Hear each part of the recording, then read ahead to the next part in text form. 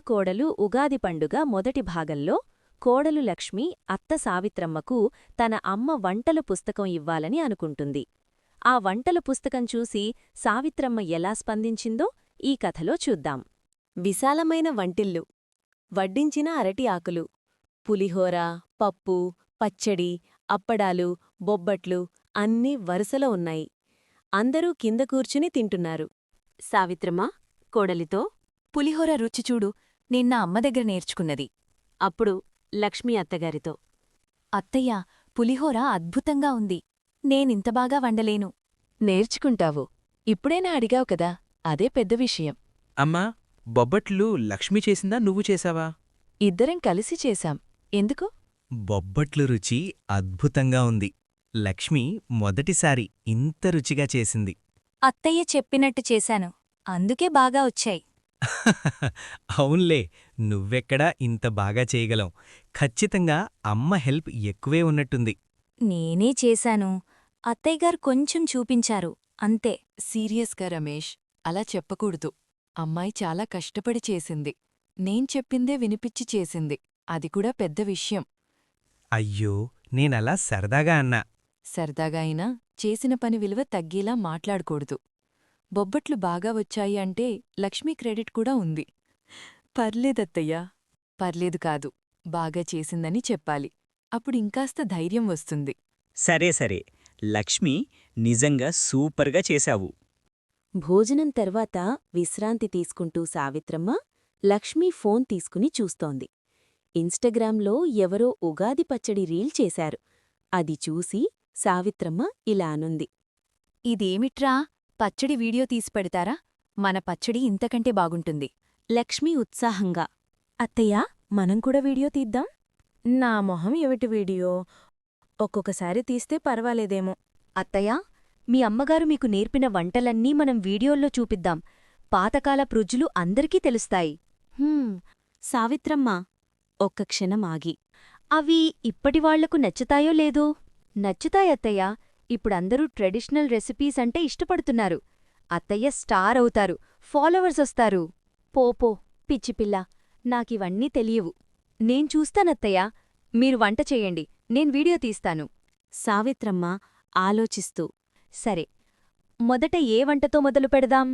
ఉగాది పచ్చడితోనే అత్తయ్యా, అదే మన మొదటి వీడియో. అలాగైతే రేపు ఉదయం చూస్తాం. కాని ఏం తప్పు ఉండకూడదు. కానీ నాకు మా అమ్మ రుచులన్నీ గుర్తులేవమ్మా. నా చిన్నప్పుడు మా అమ్మ తన వంటలన్నీ ఒక పుస్తకంలో రాసేది. ఆ పుస్తకమిప్పుడు ఎక్కడుందో ఏమైందో కూడా తెలియడం లేదు. లక్ష్మి ఆ పాత పుస్తకం తెచ్చింది. 2 చేతులతో సావిత్రమ్మకు అందించింది. అత్తయ్యా, మీ పుట్టినిల్లు వాళ్ళు ఇది పంపారు. మీ అమ్మగారు చేత్తో రాశారు. సావిత్రమ్మ పుస్తకమందుకుంది. వేళ్లతో మెల్లగా తాకింది. కళ్ళు చెమర్చాయి. ఇది అమ్మ అక్షరాలు. ఇందులో వంటలు నేర్పించండత్తయ్యా. అమ్మమ్మగారి టేస్టు మనతో ఉండాలి. అమ్మా, లక్ష్మి ఇది తీసుకొచ్చే ముందే నాకు చెప్పింది. నేను ఒప్పుకున్నాను. మొదటిసారి లక్ష్మివైపు మెత్తగా చూసి, నువ్వు చాలా మంచిదానివమ్మా. అమ్మమ్మ అనే పదం విన్నప్పుడల్లా రమేష్ కళ్ళు తడి అయ్యాయి. దీపాల వెలుతురులో సావిత్రమ్మ లక్ష్మిని దగ్గరకు తీసుకుంది. నెమ్మదిగా తలనిమిరింది. ఈ కాలం కోడళ్ళు కొంచెం మోడ్రన్ అయ్యారు కాని హృదయం మారలేదు. నీకు చాలా ఆయుష్షుండాలి లక్ష్మీ. కళ్లలో నీళ్లతో నవ్వుతూ, మీరు నన్ను మెచ్చుకున్నారు, ఇది చాలు నాకు. రాత్రి ఆకాశంలో నక్షత్రాలు. వరండాలో ముగ్గురూ కూర్చున్నారు. సావిత్రమ్మ ఆ పాత వంటల పుస్తకం తెరిచి పాత పాటలు గుర్తుచేసుకుంటోంది. మా అమ్మ ఉగాది రోజు ఒక పాట పాడేది. వేపచెట్టు నీడలో వేళ గడిపేవు, నీ పాట నా జీవితం నింపేవు. అత్తయ్యా, మీరు పాడండి. నవ్వుతూ గొంతు సవరించుకుంటూ, చాలా కాలమయింది పాడి. రాత్రి నక్షత్రాల కింద సావిత్రమ్మ మెల్లగా పాడింది. వేప చెట్టు నీడలో ఏ వేళ గడిపావు, ఆ జ్ఞాపకాలన్నీ గుండెల్లో దాచావు. వేప చెట్టు నీడలో ఏ వేళ గడిపావు, నీ చిరునవ్వుతోటి నన్ను గెలిచావు. లక్ష్మి కళ్ళు మూసుకొని విన్నది. రాత్రి లక్ష్మి పడకగది తలుపు దగ్గర నిలబడింది. సావిత్రమ్మ వెళ్లబోతోంది. అత్తయ్య, గుడ్ నైట్. మీ పాట చాలా బావుంది. సావిత్రమ్మ వెనక్కి తిరిగి రేపు వంటకు ముందే లేవాలి. అని చెప్పింది. లక్ష్మి నవ్వుతూ ఈ సంవత్సరం అలారం పెట్టుకున్నాను. అలారం కాదు, నేనే లేపుతాను. తెల్లవారుఝామున ఇంటి ముందు రంగురంగుల ముగ్గు. తోరణం గాలిలో ఊగుతోంది.